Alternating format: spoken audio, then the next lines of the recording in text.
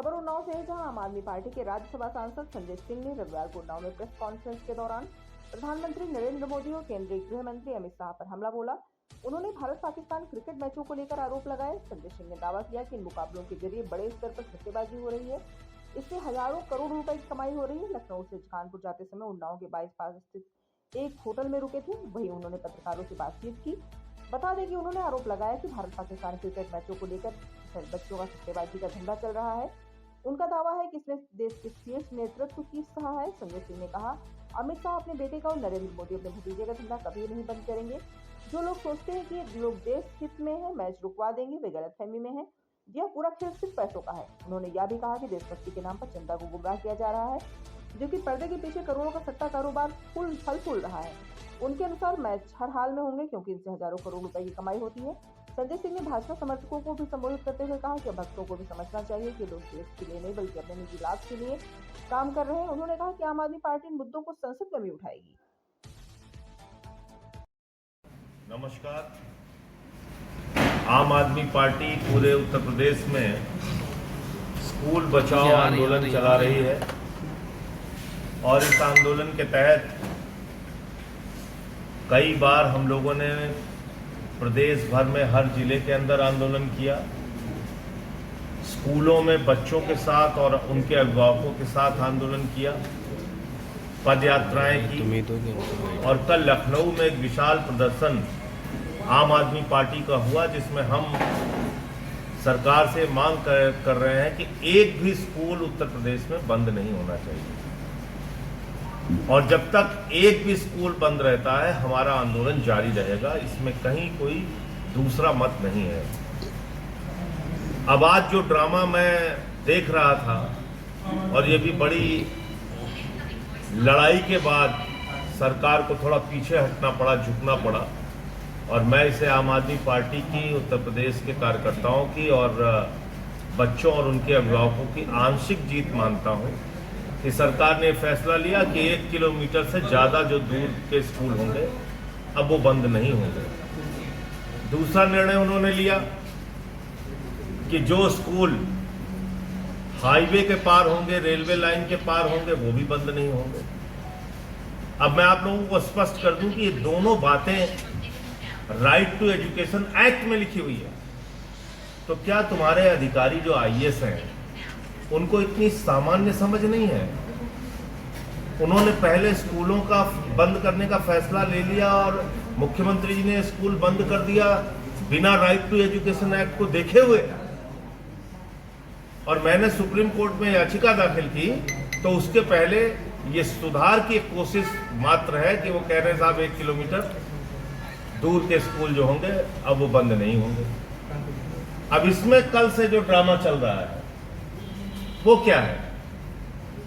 वो ड्रामा ये है कि गांव के अंतिम घर से स्कूल की दूरी नाप रहे हैं।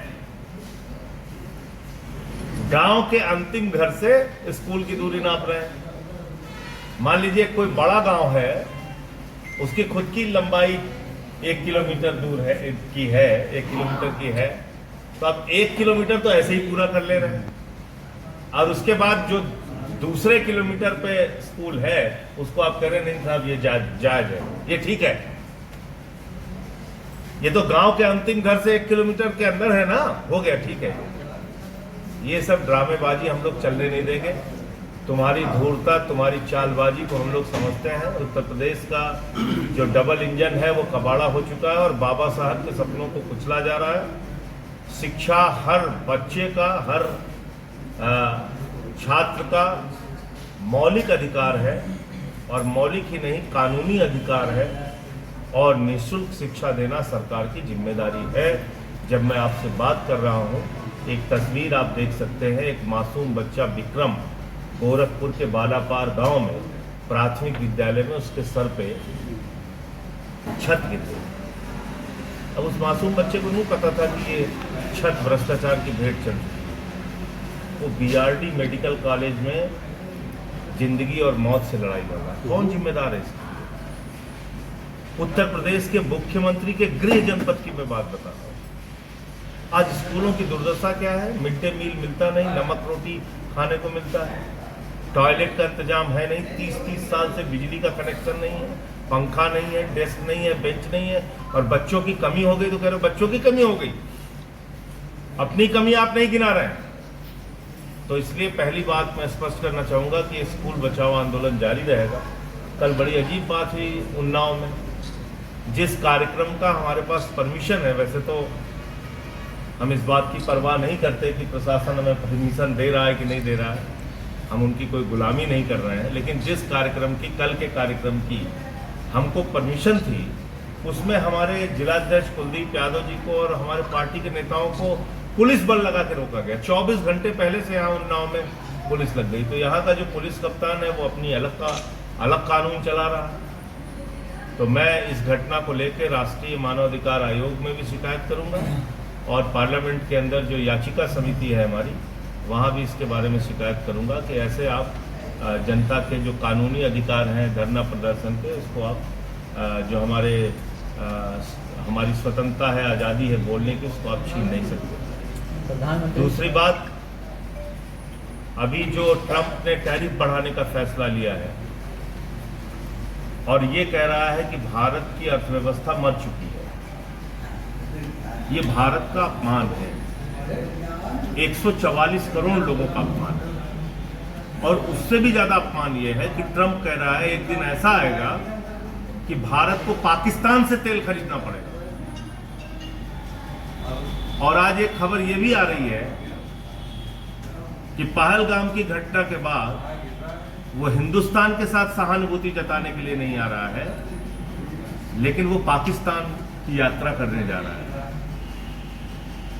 ट्रंप पाकिस्तान की यात्रा करने जा रहा है, वो पाकिस्तान जो लादेन का घर था, वो पाकिस्तान जहां हाफिज सईद है, मसूद अजहर मसूद है, वो पाकिस्तान जो आतंकवादियों का अड्डा है, वहां घूमने कौन जा रहा है? नरेंद्र मोदी का सबसे गहरा जिगरी दोस्त डोनाल्ड ट्रंप, पता नहीं क्या क्या बोलते हैं मोदी की बार ट्रंप सरकार, वो जा रहा है पाकिस्तान घूमने। उसने पाकिस्तान के सेना अध्यक्ष को और आईएसआई के चीफ को बुलाकर लंच कराया और उसके बाद बयान दिया कि आई लव पाकिस्तान, और ये भी कहा कि हमको तो वॉर हमने रुकवाई, ट्रेड बंद करने की धमकी देके। प्रधानमंत्री एक शब्द आज तक नहीं बोले। कह रहा है रूस से तेल मत खरीदना, हथियार मत खरीदना, खरीदो